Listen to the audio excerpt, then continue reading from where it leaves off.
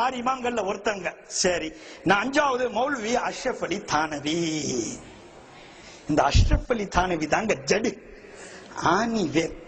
ஏன்னு சொன்னா கிட்டத்தட்ட அவரே சொல்றார், நான் 20 ஆண்டு காலம் 15-20 ஆண்டு காலம் ஒரு மதரசால ஓதி கொடுத்தேன். அங்க ஃபாத்தியாவுக்கு கொண்டு வந்தாங்க. நான் சொல்றேன், யஹான் வஹாபி ரஹதே ஹை, ஃபாத்தியாவுக்கு மத்லாவோ அப்படின்னு சொன்னார். இவர் சுன்னத் வல் ஜமாத் வேஷம் பூண்டுகிட்டு அந்த இடத்துல போய் ஓதி கொடுத்துட்டு பெண்கள் அங்க தாவத்துக்கு ஃபாத்தியாவுக்கு 12ஆம் ஃபாத்தியாக்கு 11ஆம் ஃபாத்தியாக்கு காஜா அஜ்மீரி 6ஆம் ஃபாத்தியா செட்டிக்கு ரஜப் செட்டிக்கு ஃபாத்தியாவுக்கு கொடுத்து அனுப்புனா கொண்டு வராதீர்கள். எந்த சுன்னத் ஜமாத் இமாம் சொன்னாங்க கொண்டு வரக்கூடாதுன்ட்டு?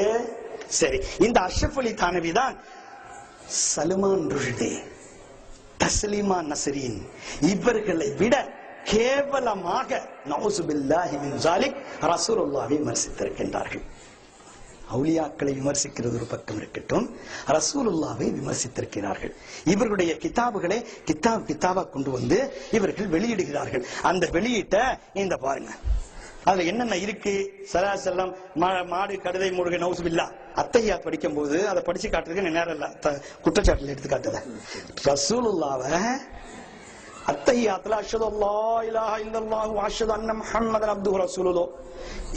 அபு ஹனஃபி மذஹப்ல அஷ்ஹது அல்லா இலாஹ இல்லன்னா கையை விட்டணும், ஷாஃபி மذஹப்ல சலாம் கொடுக்கிறவர்ல இருக்கணும். இந்த மாதிரி சட்டங்கள் நமக்கு சொல்லி தந்திருக்காங்க.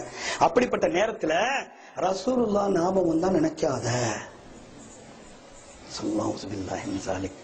என்ன செய்யணும்? அதுக்கு பதிலா நீ மனைவியோட நினைச்சிக்க, விபச்சாரம் தினாவை நினைச்சிக்க, மாடு கழுதைய நினைச்சிக்க, செய்யாத அப்படின்னு சொல்லிட்டு போனாலும் ஓரளவு சொல்லலாம். யாரை யாரு கொண்டாந்து கம்பைன் பண்றாங்க? என்ன ஈமான்?